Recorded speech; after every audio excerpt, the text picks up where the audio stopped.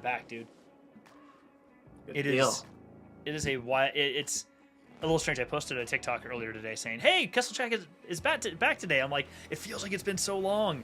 I had a little anxiety about it actually this week because I was kind of like, you and I haven't had like a regular chat because of like obviously the holidays, me or with anybody really. But like, no matter what, we Yes. always talk on our show. No matter what happens, we're always connecting here, and it's been a little strange to have like 3 weeks straight just not talking to anyone. It's like, I know I love this, but also, a little stress.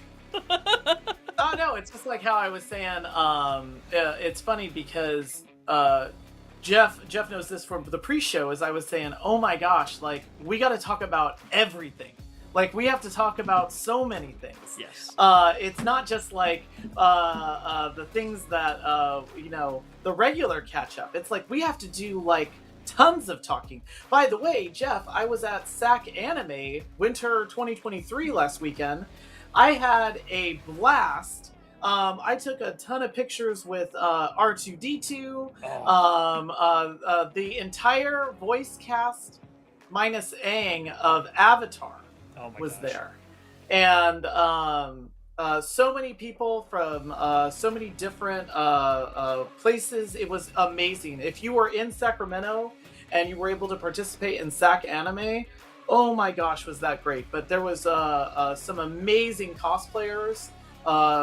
Everything from Bad Batch to Rebels to Andor. That would have been so cool. Yeah, man.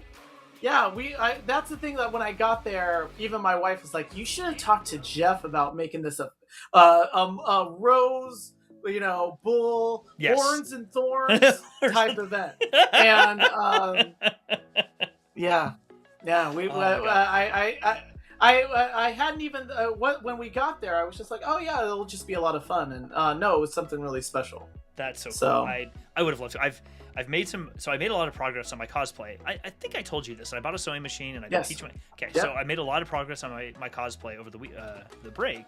I've got the tunic is done. My tabard, like the strappy things that hang over that. I finished the obi. I didn't know that's what this is called. The piece of fabric that goes under the Jedi's belt, like their belt with other like multi-tool pockets. There's a piece of fabric you can see. It's called an obi. I didn't know that. I learned this. So I've got that done. I bought the shirt, like a Ren Fair type shirt that has strappy things to go under everything. So I have a long sleeve shirt. I gotta get some pants and boots now, but like it's getting close. I finished making the robes. So the Jedi cloaks, the Jedi robes, I made those. Those are all done. So I'm getting there. I'm so ready to get out and like actually dress up for an event. I know it's gonna sound like it's not the term to use, and I really mean this in the most positive way, but I love it when someone like puts out their and I know this is a term, and that's what I mean by it. I mean this super positively, like their freak flag. Yeah. Like it's like I love it when people are like, this is a thing that I love, and then they're able to like go and show it off. And I mean that in like, I know people that are huge sports fans, and I didn't know this until I went to like baseball games with certain people and they showed up in body paint, and I was like, okay, all right, you're into this. That's cool. That's awesome.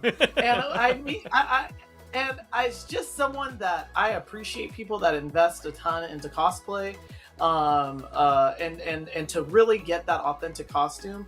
If you're not following Jeff or the Kessel Chat on Instagram, I would recommend anybody to go back and check it out. Jeff's been putting so much time into this, and it's so cool. But I also just like, Jeff, that you found this like super creative way for you to express how much you enjoy the franchise. But then also like, if people haven't been to conventions, a very common thing is when you see someone who is in an amazing outfit that they've built, you take pictures with them. And I can't wait to see the people that are going to be taking pictures with you, Jeff. Like, to put this in perspective, when I was at SAC Anime, I took a ton of pictures with a variety of different groups that were that we met with. So, like, for example, there were scout troopers that I met. There were so many cool, really, really cool costumes that were there on site. That's awesome, dude. Yeah. Seeing people one of the things that's been fun for me in doing this is making it. Like, I'm making the thing. It's been great. And Yeah. there's a couple of separate side of that I love too. But there's a whole community out there that is, I mean, you can imagine there's a community around something like this. Getting to meet those people. I was introduced to somebody on TikTok when I posted my first video, and they're like, oh, well, you should follow so-and-so. And they tagged this person. They're like, they do a lot too. That person commented on my video, and she and I now DM all the time. I asked her stuff. She's got a whole Avar Chris cosplay from the High Republic. Wow. She was just accepted to the Rebel Legion. That was her goal to make this stuff. But she's been doing other cosplay for years. And it's great because we talk, and then other people see our videos, and then they respond back and say, oh, here's what I'm making. And you get pulled into this whole community of people that love doing it too, and they want to help each other. And it's like, oh, this, even if we're not physically around each other, this feels really good. You're part of something, which is a lot of fun. No, I think you hit the word. I think you put the word community in there, and I feel like that's the thing that I value so much about what we all have. Like it, and it also creates like kind of a really interesting bond between people. Like straight up, everybody, I would have always been Jeff Bull's friend, regardless of us whether or not we would have ever known that we like the same things. Jeff Bull's just a cool dude. But knowing that we also had this commonality kind of created a really cool thing that we could just like really dive into, and that's how it is all around the world. Anytime I run into someone who's like a huge Star Wars fan or Star Trek fan, or cares a tremendous amount about like sci-fi, over the winter break, I got really into like D&D. Like my kids were asking about that, and so I was like, yeah, like, well, I'll talk to you about like how D&D works. And I think that's because of Stranger Things. But yeah, it's great to have that community. It's excellent to have that community. Yeah, it definitely makes a huge difference. It really does. Well, we have got a lot to talk about because we've been off for weeks. So much to talk about. I did list the show as kind of the Bad Batch, but you're right, Ryan. We've got too much to talk about to like narrow it down to just that. So why don't we get into it, and we'll just get started, and we'll see where we go today. I don't know. Yeah, I'm excited.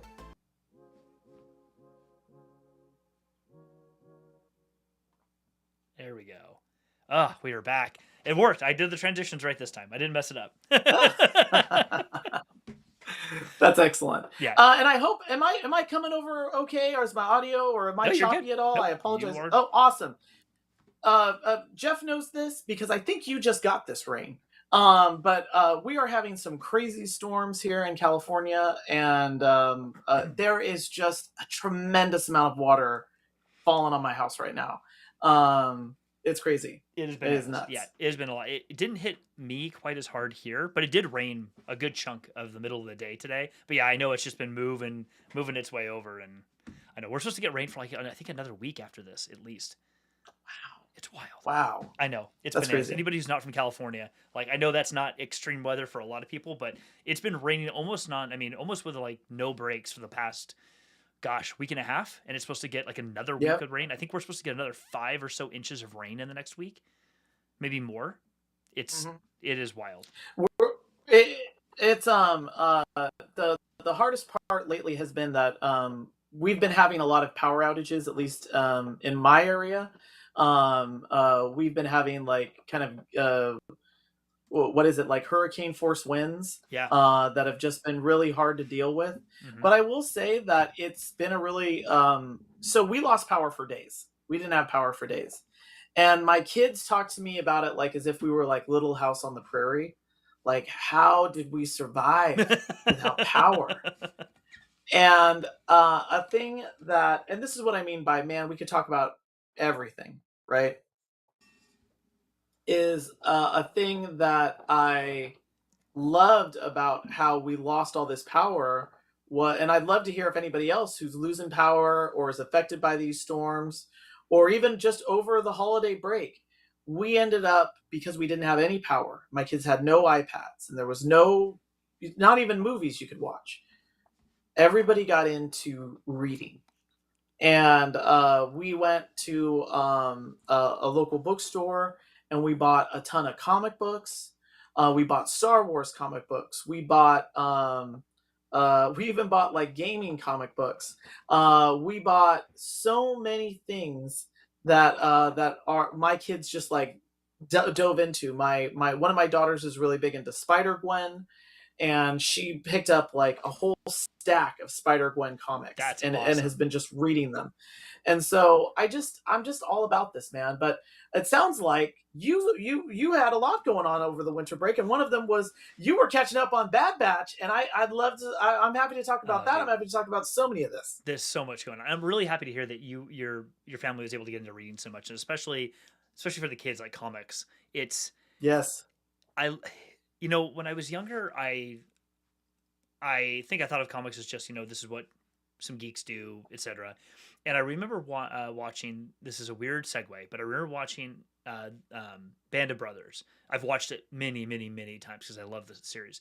There's a scene in one of the episodes though where some of the men are on the back of a truck, and they accuse one of the guys of being like they call him Harvard, and he's like, why do you keep calling me that? Like, oh well, you just talk like you went to college or something like that. And he's like, and he makes him comment. He goes, yeah, I like to read too. Oh, really? What do you read? And his comment was, oh, Flash Gordon, and he makes some other comment, and the dude just kind of chuckles and laughs because he's like, I'm talking about reading like Catcher in the Rye and classic, novels, and this guy's talking about reading comics.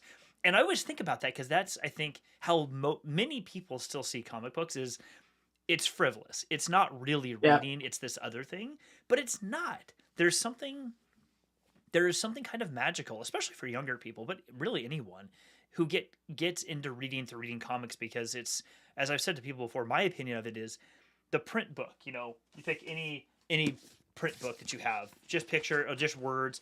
It's lovely. Like the stories are amazing, but you 100% have to use your own imagination to see what's going on. Everyone does. You create a picture in your Yeah. mind, but that can be mentally exhausting for a lot of people. You're reading, if you can't quite get it because the author didn't describe it a certain way and it doesn't click for you, it can be really hard to read a book. And someone else may go, "Oh, I totally get this." You may go, "I couldn't get through it because Game of Thrones is one for me. I got like not even a chapter into the first book in print, and I had to stop reading. I'm like, my mind hurts. I bought the audiobook thinking that would be better. Nope, I couldn't get into it. The descriptions and the back and forth, it's too complex for my brain. But comic books, whereas like TV shows and movies and stuff, they just give you all the answers. There's no imagination. You just consume. Yep. But with comic books, you get this really cool middle ground between the two of them where you get enough pictures in the panels to tell you what's happening, but they don't show you everything that's going on, just enough to give you the mental image the artist or creator had for it. But then you get to read the story, so you still get the story and enough that feeds your imagination that you know what they were looking for, but it doesn't give you everything. So you still get to use some of your imagination, but you don't have to use all of it. So you get this interesting mix between the two that makes it actually really easy to read, or a lot easier to read sometimes than a print book would be, which I really enjoy. Yes, I actually completely agree with you. So I just again like because I we're gonna talk about the Bad Batch. We will get to that. As it happens, Jeff and I have not talked for like 4 weeks, so we're all catching up in life. Um, but the at the start of the holiday break, I was going to read the Lord of the Rings again, and As one does. so I as one does during a holiday break. It's a holiday classic, Lord of the Rings, just like Night Before Christmas. And so I spent a bunch of time like getting in like reading Lord of the Rings, but I did end up because we did have that power outage, and we went totally old school with the kids. And we said, hey, we had to decamp. We had to go to a hotel. Jeff knows this. We had to go to a hotel because it was so cold in the house. And we were just getting to a point where we needed to like get everybody up and out, and also have a place where we could get hot water. And so then we ended up buying so many comic books, and I even have it's up on my shelf here, right here. I have a new Star Wars omnibus comic book, which is a collection of the old Dark Horse comics. Mm-hmm. And I was able to pick that up, and that's all now. I think in the Legends realm of Star Wars. Mm-hmm. But oh my gosh, if that isn't a lot of fun to go back and read. And to your point about how easy it was to read, I'm still in the Fellowship, or I'm about to move into the Two Towers here. I have already read the entire Star Wars omnibus comic, which is like this thick. I was able to just move right through it, and I loved all of the old artwork. It's funny how Mark Hamill is depicted almost in He-Man like qualities. Yes. I don't understand that. Harrison Ford too. But I just so enjoy. It's funny. There's a positive side to when you were saying frivolous. I thought about almost how positive that is sometimes. You know, the world is a little heavy, and there's a lot of things going on right now. And sometimes sometimes it's nice to have a candy bar. Yes, I totally agree with you. And comics are kind of that, like, they're an it's kind of like the candy bar of literature. It's a lot of fun to read. It still has depth. You can still have amazing experiences. If you want to, you go and read All Star Superman. It's one of the greatest comic book collections of all time. All Star Superman. You're going to have a visceral experience reading that. That's an amazing story. V for the Vendetta. These are amazing stories. But you can also just, like, I don't know, pick up a Marvel comic and have just as much fun. I had picked up this epic collection, the New Republic Volume 5, but it's Dark Empire, and it's the oh wow, it's I don't know if you'd call it an omnibus, but it's like the full thing. It's like this is like an inch and a half thick. But you weren't kidding about Luke. He has this sort of like quality about him in this representation, like a total badass with this huge cloak, and he just looks super intense and everything. I mean, granted, he's supposed to be kind of working for the Empire here, so it makes sense. Yes. But still, you're right. Like, it's a very different style of artistry than we see of these characters today. It really is. Yeah, because now there's a push for realism, and you can even see it in, like, how the artistry is in, like, the Bad Batch. Mm-hmm. Like, if you look at the cartoon that was inside of the Star Wars holiday special from, like, 78, 79. Mm-hmm. If you look at the cartoon there, Han Solo looks insane. Like, I mean, he's like, his eyes are like way out here. It's like it's a weird style. If you look at the Droids cartoons that came out, those are also, like, really, like, stylistic of that era, almost in that Saturday morning or Sunday morning comic book strip that would be in the newspaper. Yeah, like that's like that artist style. Whereas now everything is, like, full realism. And you can even see that in things like the Bad Batch. You can see that in a lot of the stuff that's out there now. I actually watched the making of the Bad Batch show, and they were talking about how much work goes into the design of the characters to give that realistic impression. I didn't realize that they designed them with skeletons, with tissue, with, like, muscles, and that when that's why I'm sure many people get that human connection when you're watching the Bad Batch. A large part of that is because of the work of that animation style. I'm a big fan of realism. Although I do like certain things that are, like, thematically, like when it's their own thing. Like, I don't need it to look like it's a caricature. Bad Batch has, and Star Wars animation generally has its own style. But I think it's just amazing, like, how far it's come from, like, He-Man, Luke Skywalker to ultra realism. Like, even like the old Legends comic books of I think it's like Cade Skywalker. That was, like, too realistic. Yeah. Like, you could see like they were influenced, I think, by the, like, late 90s, early 2000s X-Men, where it's like everything is, like, you could see, like, the muscles, and you, like, through the clothes, it's like all that. Yeah. So I was and I'll throw this up here right now because it's probably going to happen. There will be the music didn't play. You got it? There we go. Music did play. Hey, there we go. there will be spoilers. There just is going to be. So just heads up, everybody. I installed a TV in my shed. I finally broke down and did it. Yes. There's a TV in my shed, and I bought an Xbox S, and I've been playing Jedi Fallen Order. It's been a really good distraction, and it's amazing. Like, this is the first console that I've owned since the Nintendo 60. No, that's not true. I bought an Xbox 5 or 6 years ago, and I played it for like a hot minute, and then I didn't want to play it anymore, so I ended up selling it. It's the first time I've actually had one. I've been playing this not nonstop, but it's sort of been like a Breath of the Wild for me. Like, I just been really into it. Anyway, I was earlier catching up on the latest episode of the Bad Batch before we watched today, and one of the things I noticed is in this episode, it's highly centered. Episode 3 highly centers around Crosshair, and in it, there's a couple scenes where he's laying in his barracks in his room, and when he kind of laying there with his hand on his head, and they're on his face, and there's the shadow, and he's got the 5 o'clock shadow, like he hasn't shaved, and he's but it's like you can clearly see the stubble and the darkness and the dark shading around everything that he's got going. And it's still very animated, but it has a realness to it that really implies or infers the intensity of what is going around in this for this character and around the character. And I don't want it to get much more realistic than this. Like, I kind of like the sharp angle style of cartooning or animation they do in the Bad Batch, but I very much like that it has enough realness in the Bad Batch designs themselves relative to some of the other characters, so you feel like you can connect with their characters even more so than probably some others, which is really interesting.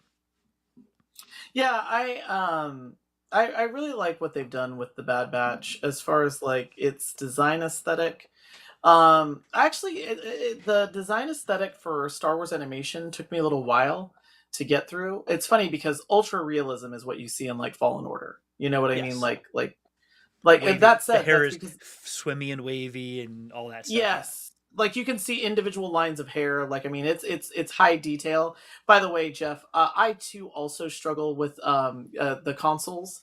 I have, as you know, I have like the R2D2 Xbox 360, but that's about the extent of like we bought a Switch, which then of course I drowned in Breath of the Wild for a while. I actually spent a little bit of time over the holiday break. See, I had a wide variety of different things going on. I spent a little bit of time playing and beating Ocarina of Time from start to end. I wanted to see how fast I could go through that game and beat it. And that was also like old video games, like old books, like Star Wars for me is kind of like visiting an old friend. It was great to go back and play Ocarina of Time. And so where I'm going with this is that the animation style for Bad Batch is one of these things where it's like I feel like they finally settled on something that I really like. Yeah. I remember when the Clone Wars movie came out, and I thought, this looks like Pixar met the Thunderbirds. You know what I mean? Like I never thought about it like that. And now I'm trying to picture what that mishmash. I'm like, oh my god, that's hilarious. You know what I mean? I might have just dated myself, but the Thunderbirds was like a puppet show where they like had like their little ships and whatnot, and they when the jets flew, they flew like this because they hung on the string like this. Exactly. And I'm not saying that I'm like I was watching Thunderbirds. I'm just saying I know of it, and YouTube Thunderbirds, totally. And you'll know what I'm talking about. and but the thing that they had is they were all cut out of wood. So they're like the hair was like a big chunk, and the forehead was like a big chunk, and so that was Thunderbirds, and the thing that when I saw and this was the Clone Wars movie. This was the Clone Wars movie where we meet Ahsoka Tano and everything else. Like I remember thinking, I don't know if I like this animation style. And then over the course of time, they kind of got rid of the Thunderbird-esque of it all, and really like, and then you got these amazing artistic designs that came in, like the father and the son, Yes. the you know what I mean, like basically Jeff, the tattoo that's on your hand, like Yeah.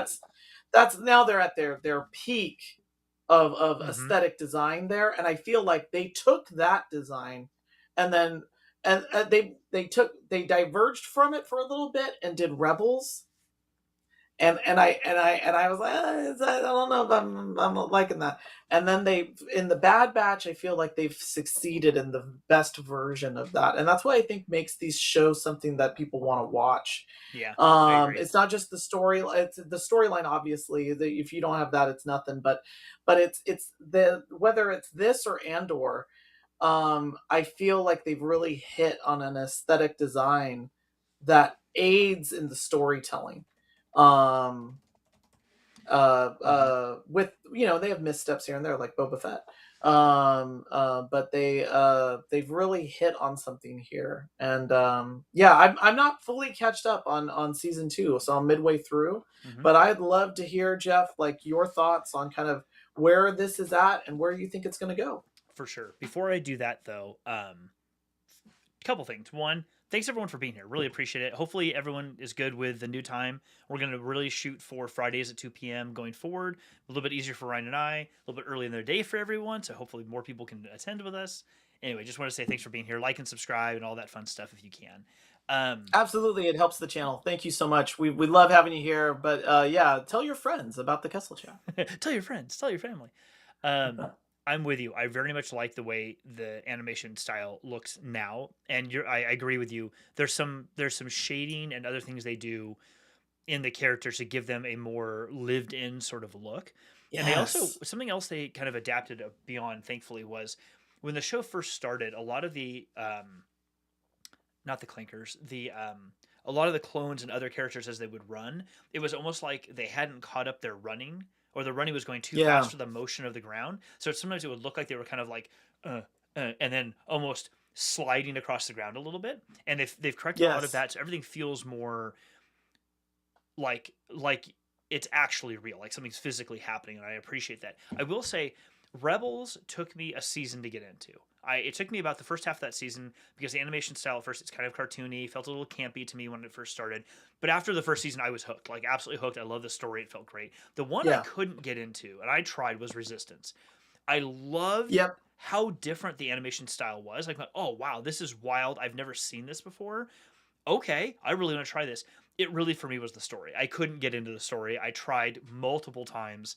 I'm also finding a lot for me that the First Order as a antagonist doesn't do it for me. It feels too duplicative and almost so intense, like almost so fascist that it feels otherworldly to me. Whereas the Empire feels more real. That's a terrible way to say that, but the Empire in the Skywalker era and all these other things feels real. Like this really happened, and it hurts, and it's intense, and it triggers your feels. The First Order to me feels almost so intense that it's cartoonish. And I think any You stories know, that come up with that really hard, I have a real hard time getting it. Like feeling so like they're the bad guys. They almost feel like a I joke to I me. I I feel like you and I must have again everybody Jeff and I have not talked for 4 weeks. You and I must have been working on the same thing. I've been untying that knot about the First Order. In fact, last week I got into a wonderful conversation with my wife that I'm sure my wife absolutely loved about my issues now with the sequel trilogy. And when I mean I had a conversation with my wife, it was me ranting about the sequel trilogy while my wife very politely ate dinner. Um, uh, Shaking her leg into the table, like, yeah, uh let's keep it going. But I mean this honestly. Like I I because I went back. Something was recommended on my YouTube feed, and it was the trailer for The Force Awakens, not the teaser, the trailer. And I I I just remember how much promise that storyline had, And I think that you've hit the nail on the head, which is you really really great protagonists are made by really great antagonists. Mm-hmm. And so when and I don't know if that was, I think, an issue that had not been resolved, and whether it was Snoke or the First Order, a really great example of that would have been talking about the history and origin of the First Order, maybe a little bit, so that way it wouldn't have been as duplicative of the Empire. But I think that you could have taken it in a lot of different ways. Like if they were more of a cult, Right. I think that actually fits a little bit more with them, because they're so fascist. It's a religion, and Mm-hmm. and that would have been maybe more interesting, because it would have been maybe a little different. It's like, how do you fight people that it's not a we follow out of fear, it's we follow because They're sycophants. the They're sycophants, essentially. exactly. Yes. Yeah. Yes. And And I think that's why the Bad Batch and all this stuff that is set in the Empire, and I'm sorry, Jeff, for interrupting, I'll just say this really quickly, is it's because you feel the fear of fascism in that. You feel the fear of, like, wow, like whether it's Andor or anything, it's like, oh, they're coming for you. But that's why I think that I couldn't get into Resistance too. Like, I just felt like I didn't understand the threat, and I also didn't understand what the Resistance was. The because the threat is amorphous. To say you're a resistance against an amorphous threat, it's like, what? Like, huh? What are yeah. you resisting against? You know what I mean? Yeah, it felt that part of that storyline felt very odd to me. It really, I mean, the fact that Chandrilla, was it Chandrilla? No, not Mm-hmm. Chandrilla. Whatever the Oh, this not Chandrilla. It's something 4 or 5. It has a number. The it's not. It's funny because I'm mixing up my Star Trek and Star Wars planets. I was about to say like Deneb, but it's not that. no. If anybody remembers, what's the But planet that they destroy in the Force Awakens that is the seat of power for the New Republic? I cannot. I'm blanking on see, the name. so many Star Trek. Like right now, I'm the thing that keeps coming to mind, because it's like a D, or it's either D or M. It's but it's like, because right now I keep thinking Devron system, and it's like, no, that's a place in the neutral zone between the Federation and the Romulans. Um, I'll look it uh, up. We'll figure it out. But in any case, yeah, the Hosnian Hosnian Prime, system. It was Hosnian not a Prime. D. Yeah, yeah, Yes. Okay. yeah, So when that happened and they destroyed Hosnian Prime, and then there was no longer a New Republic, yeah, I get it. Or there's no longer a government for the New Republic. They're now it's all destroyed. So a resistance at that point makes sense. But the problem for me was having like you said, having a resistance to an amorphous power that is antagonistic to people in the galaxy, but doesn't really control anything in the galaxy at the moment. And you have the New Republic, who just may not be doing enough. It's like, huh? Like yeah. having read Bloodlines, when we learned about Leia and everybody in the galaxy learns who her father was, and in that they tease the idea of the First Order and it coming about, and I get it, and they're like, let's go start a resistance, and we'll start. It's like it's the Rebellion 2.0, but you're not rebelling against anything. You're just creating a guerrilla force to fight a new enemy because your government won't, and it's fine. Like, okay, that's the story, but anyway, to your point about going back to kind of bring this background to the Bad Batch, it's why in watching the first 2 episodes that released last week, that released together, and then episode number 3 that released this week, watching it you feel the feels that these characters are going through. So like in this episode, again, and watching, spoiler warning, just saying it again, in this episode it centers on Crosshair, and it's all from Crosshair's POV, and he actually gets paired up with Cody, Commander Cody, who's still around, and they go do a mission together, and it goes the way it goes. They encounter this separatist cell on a particular planet, and I wouldn't really call it cell. The Empire is calling them a cell, and that their governor showed up and tried to take on leadership, but the people who are on the planet are like, no, we left the Republic a long time ago. We have been declared by the Republic an independent system for a very long time. We were not part of the Republic. yes, maybe separatists, but we were not part of the Republic for a while. They recognized it. We're all good. Your government, the Empire, has not recognized it. We are not part of you. You have no jurisdiction here. And then stuff plays out, and the Empire ends up coming to the planet. But when the interaction that it happens, it starts to really challenge Crosshair. And we're seeing Crosshair in the dark. At one point, Commander Cody, at the end of it, when Crosshair shows up for another mission, they're like, "Oh, you're assigned to work under this other commander," and he's like, "What about Cody?" And the admiral is like, "Who?" And he goes, "CT 22224." He goes, "Oh, apparently he went AWOL. Clones these days, I guess they don't really have the loyalty that they were advertised." And then moves back to his tablet, and Crosshair's just staying there. And a couple times in the episode, you hear like good soldiers follow orders. Like, it's repeating these themes, but we're very much getting a sense of Crosshair is being confronted with, even though you are a fanatic and this is a thing you want, Crosshair, they do not want you. They very much don't want you around anymore, and they don't care. And your brothers are starting to realize, oh, this is a problem for us too. This isn't, we didn't just follow orders. We thought, you tell us, the government tells us, our commanders tell us the Jedi are bad. We do what we have to do. Okay, we followed orders. But they're getting more and more challenged every day.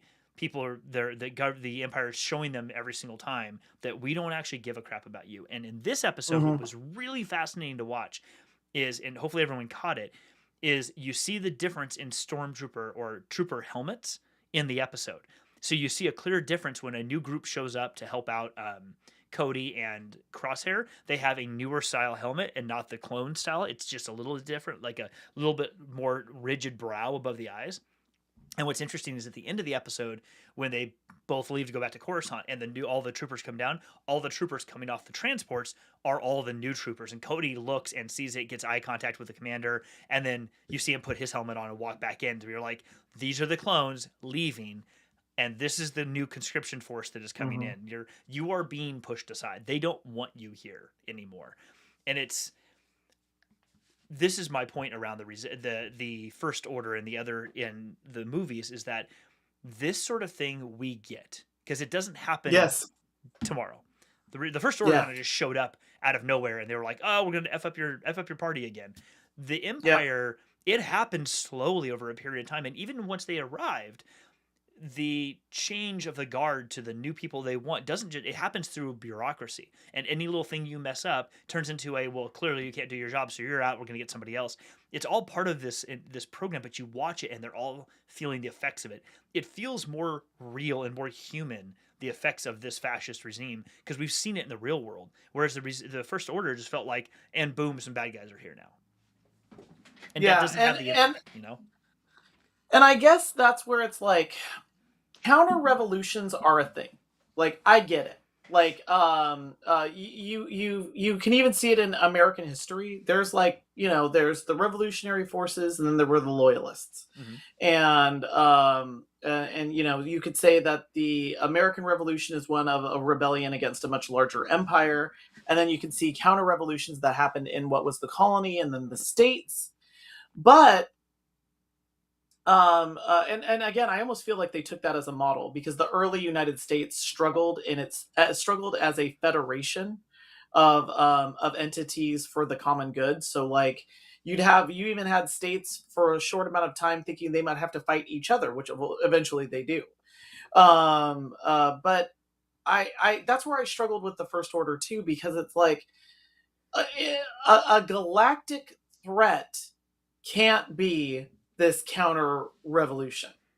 It can't be a. I struggled with that so much, Jeff. Like, because I always was wondering, like, what is your threat? Like, how big are you? The Empire seemed, and they even show it to you in A New Hope. The Empire is big. It's the big ship. The rebellion is the tiny ship, and it's being pursued, and the light of the universe is being taken away. The First Order seems well equipped. It seems it's got all these things that are going on, and it seems like it's an omnipresent threat to the galaxy, but it's so hard. It's so hard to really figure it out. So it's yeah, interesting. I struggled with this. I was thinking about back to was it Last Jedi? Mm-hmm. Was it Last Jedi? Which was the one that starts off with a huge yeah, it's Last Jedi, because it's the one that starts off with the them all arriving at that base the moment that the everyone feels like it's good from the end of the first movie. That's right. Okay. Yep. And in it, there's a scene where we see inside the dreadnought and the commander's in there, and all the floors are like shiny black, and all the pits are like hyper color, like they're hyper dark blacks and stark whites where there is a little bit of white, but everything is black. Like everything is completely black and crisp, and there's some bright red alarms. But I remember thinking the whole bridge felt enclosed, like it felt tight because they put all these the widgets and things like that. Whereas the Star Destroyer bridge felt like there was the pit and people were in the pit and the crew, but then there was a bridge. It was pretty crisp and clean, but they used a lot of grays and neutral gray tones everywhere to really make you feel like we saw in Fascist Germany, where using the gray colors and that sort of thing makes you feel like it minimizes all personality. It's washed of all personality. We're all homogenous. This is how this is. And what I feel like I see, and that is like what we were saying earlier, it's almost an over rotation to, but we're more intense homogeneity. It's like that's not how that works. Like that's not you can't be more homogenous. Like you either, it's one of those things that if you are, then you're there. It's not really a spectrum. You were like and so when they show up and they're all like intense and they're after this and running around, it almost feels like controlled chaos rather than, so almost like you made this militia force, but you have a much bigger than a militia. You put everyone together. It's not really real. I don't know. Everything about it felt not real to me. Yeah, and I guess that's always been my issue, and that's why I feel like I've really like everybody I think knows who's been watching the show knows how much I think of Andor. Like Andor is my favorite Star Wars property, which is a lot for me to say. Andor is my favorite Star Wars property, and I would have never thought something would have overtaken Empire. But I love Andor in a way where it's like it's not something that I watch every day.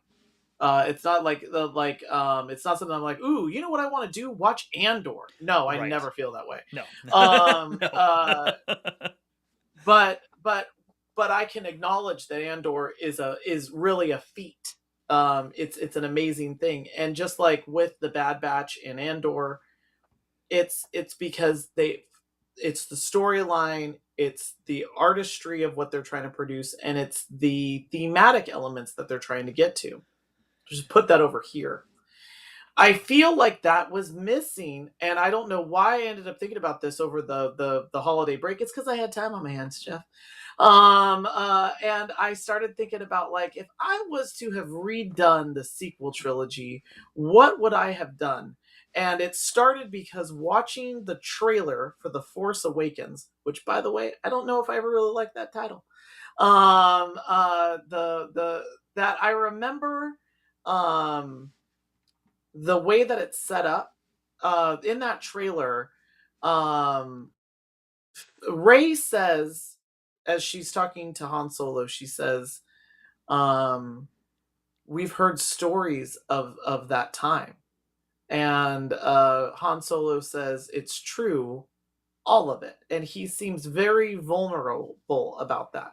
He says, the Jedi, the dark side, the rebellion, everything. And there's a part of that where you almost want to say like stuff obviously happened, and what could have been done really well there is just a removal of things a little piece at a time. That would have ultimately shown over the course of that movie the real threat. And I think that would have allowed episodes 8 and 9 to really just deal with that threat. And again, a fanatical group would have been better than, oh, you thought fascists were bad? What about super fascists? like that's like we've seen that before. You should have done something else. And I will give it to Rian Johnson, who I still think is fighting a J.J. Abrams battle. Yeah. A battle against J.J. Abrams like movie making. And Jeff, did you do the thing over the winter break that so many people did? Did you watch Glass Onion? So no, but I did watch Knives Out finally. We hadn't watched it. Shannon and I watched it. I'm like, this is not what I was expecting, and I absolutely love this. So we're like, we had to rent that because we couldn't get it on any of the services, but thankfully Glass Onion's on Netflix. We're like, no, we are watching that. I cannot wait to watch that movie. 100%, man. Like, 100%. The Glass Onion was great. Knives Out was also. I was not expecting that. I'm a murder mystery person. Like I own. This is I admit it. I own all of the variations of Agatha Christie's Murder on the Orient Express. I have all the different. I have a book. I have it in book form. I have it in all of the movies. I could talk to you about Albert Finney as Hercule Poirot. I can talk to you about, of course, I'm blanking on his name. The gentleman. He was in Harry Potter. He played the Gilderoy Lockhart, and of course now I can remember that. Kenneth Branagh when he plays Poirot. But I love Benoit Blanc. And Daniel Craig. Such a good character he is. We watched the movie, and I remember telling my wife, I'm like, you know what? I wish that we could have gotten more stylistically of like these movies from Rian Johnson in Star Wars. I would love to see that, because this is like, I want to see more of this. It doesn't have, the camp doesn't have to exist, or it can. Like, we could use that too. But I like the idea of what we saw from Abrams, which just felt so forced. I don't mean to be rude. Like, anybody who loves Rise of Skywalker, no. It's awesome. But like, go for it. Love it all you want to your heart's content. I just feel like it feels forced. So I'm going to tell you something about a thing that is often in murder mysteries is a mystery box. And for those of you who have seen Knives Out, you know that Knives Out is the anti-mystery box. And it is that is a lot of fun. It's more like a donut, and then a donut in a donut. Sorry. Exactly. It's if you had a mystery box that you could see all the way through. And it was a clear mystery box, if there's such a thing. And J.J. Abrams is famous as a director for saying mystery box. I love mystery boxes, and people love mysteries, but unless there's a really great story behind it, it's worthless. Yeah. And to that end, Rian Johnson used Knives Out to show the problems with the mystery box and how you don't need to have that to make a really great movie. And he doubled down on that idea in The Glass Onion. I'm going to give you, Jeff, a minor spoiler. I don't think that I'm going to spoil anything for you. In fact, this might be bait for you to watch this as soon as this evening. Is the Glass Onion movie opens with literal mystery boxes, and you're gonna see. Yes, I saw that in a trailer. It's like you push something and it twists, and then I saw like a whole mechanism rolls out. I'm very excited to watch this. Now I want you to watch this, because after there is a one ingenious way someone looks at that mystery box, and I can't wait for you to look at it, because you're going to know that that's what Rian Johnson is saying about mystery boxes. Well, anyway, I know that we're at time. It has been great catching up, Jeff. You too, it's been so nice. You too. And thank you so much, everyone who's been here with us this time. It's been, I mean, Robert's out there. Mike's, I think, new to the show. Yeah, thank you all for being here. We really appreciate it. And hopefully you like the new time, the new day. This is going to make it, I think, a little easier for the two of us, too. Friday afternoons. Really, really excited about this. Yep, absolutely. All right, everybody. Have a wonderful weekend, 3-day weekend, and we will see you back here next Friday, to talk more Bad Batch and other fun Star Wars goodness. Hey, good deal. Hey, bye, everybody. Bye, everybody.